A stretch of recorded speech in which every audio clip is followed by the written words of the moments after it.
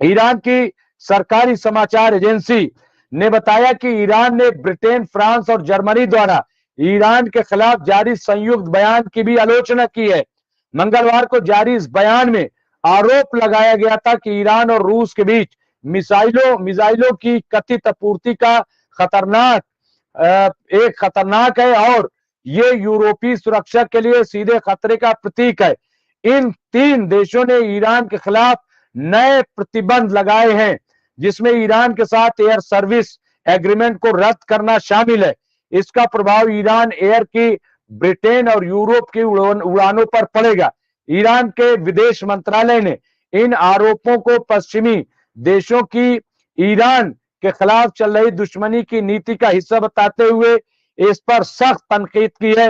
मंत्रालय ने चेतावनी दी है, मुतनब्बे किया है कि इन मनफी यानी नेगेटिव जो रद्द अमल है उसका करारा जवाब दिया जाएगा और खामोश नहीं बैठा जाएगा।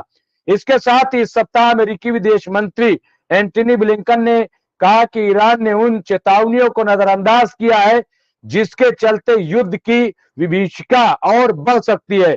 लंदन में पत्रकारों से बातचीत के दौरान ब्लिंकन ने आरोप लगाया कि दर्जनों रूसी सैनिकों को ईरान में मैथ 360 यानी 360 close range ballistic missile system के उपयोग के लिए बाकायदा ट्रेनिंग दी गई है। इस मिसाइल की अधिकतम रेंज 75 मील यानी 120 किलोमीटर है। तो ये पूरी खबर आप देखें कि यहाँ पे आई है और इसको लेकर के काफी बवाल है, इसको लेकर के काफी हंगामा है यहाँ पर। अब आप और देखिए इसी से जुड़ी खबरें हैं। तो अब यहाँ पे बार बार मैंने कहा कि इतना यूरोपीय ममालिक डर गए, इतना अमेरिका डर गया और उनको लग रहा है कि ईरान जो है वाकई बहुत ही स्ट्रांग हो रहा है, बहुत ही मजबूत हो रहा है। यहाँ पे उसी से जुड़ी कि इजरायली स्पेशल फोर्सेस ने सीरिया में मचाई तबाही, ईरानी मिसाइल फैसिलिटी को किया तबाह।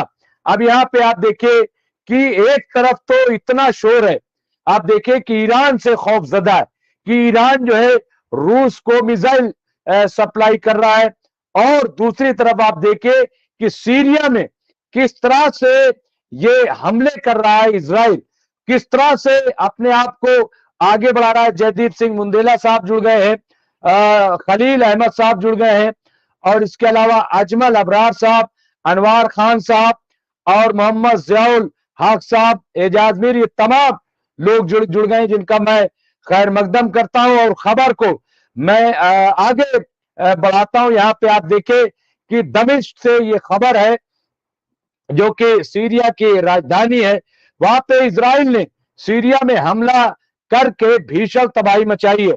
इस हमले में इजरायली स्पेशल फोर्सेस ने सीरिया में मौजूद ईरानी मिसाइल प्रोडक्शन फैसिलिटी को नष्ट कर दिया है। इस हमले को गुप्त तरीके से अंजाम दिया गया है जिसकी जानकारी चुनिंदा अधिकारियों को ही थी। ईरानी मिसाइल फैसिलिटी पर इजराइल के हमले का खुलासा मध्य पूर्व विशेषज्ञ ईवा जे कोलोरियोटिस ने किया है। कोलोरियोटिस ने एक्स यानी ट्विटर पर लिखा है कि स्पेशल इजरायली फोर्सेस ने ईरानी फैसिलिटी में प्रवेश किया, उपकरण हटाए और फिर साइट को नष्ट कर दिया है, तबाह बर्बाद कर दिया है। इजराइल ने यह हमला रविवार शाम को किया था। तब ऐसे अपुष्ट रिपोर्टें थी कि इजराइल ने सीरिया पर बड़े पैमाने पर हमला किया है जिसमें एक साइंटिफिक रिसर्च फैसिलिटी को निशाना बनाया गया है। पश्चिमी देशों का दावा था कि इस फैसिलिटी से गैर पारंपरिक हथियारों को विकसित किया जा रहा था।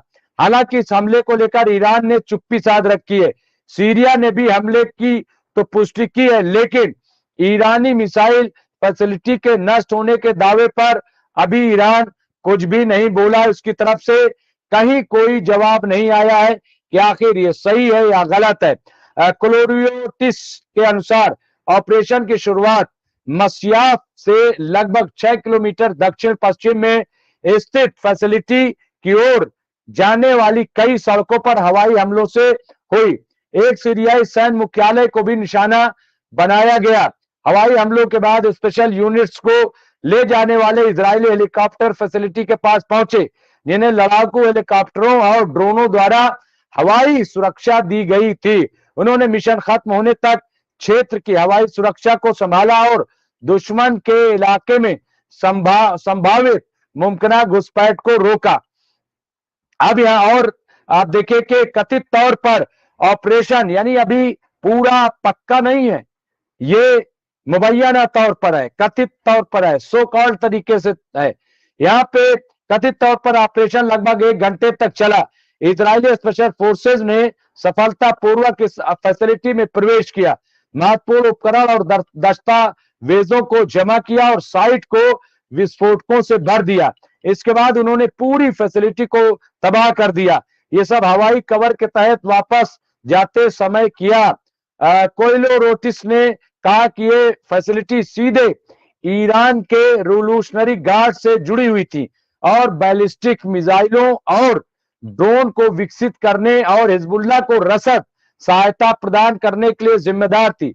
ये सुविधा 1 दशक से अधिक समय से चालू थी और पिछले साल ही इजराइल ने इसे निशाना बनाया था। तो यहाँ पे आप ये देखिए कि ये किस तरह की खबरें यहाँ पे दी जा रही हैं, तो उससे आप अंदाजा लगाइए कि आखिर इनका जो मोटिव होता है वो क्या है।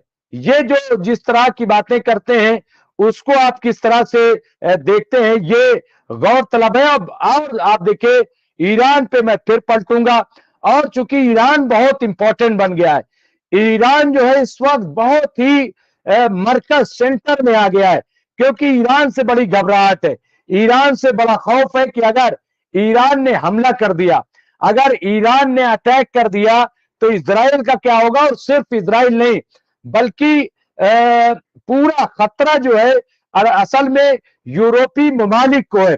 और ईरान जो है जिस तरह से अपनी ताकत को वसी करता जा रहा है, अपनी ताकत को बढ़ाता जा रहा है और अपनी जो प्रॉक्सी है उसको जिस तरह से स्ट्रांग कर रहा है, चाहे वो हमास हो, हिजबुल्लाह हो, हौती हो या सीरिया, यहाँ पे अपने देखिए कि प्रॉक्सी को जिस तरह से ईरान प्रमोट कर रहा है, ईरान बढ़ा रहा है, वो बहुत इंपॉर्टेंट है।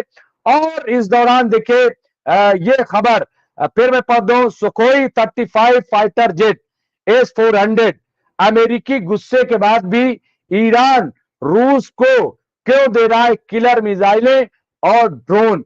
अब आप देखिए कि अभी ईरान ने साफ साफ मना किया कि ऐसा कुछ भी नहीं है, लेकिन अभी भी अमेरिका को लग रहा है, अभी भी जो मगरबी ममालिक हैं उनको ये लग रहा है कि ईरान जो है वो रूस को मिसाइलें सप्लाई कर रहा है और ये मिसाइलें जो है वो बहुत ही खतरनाक है।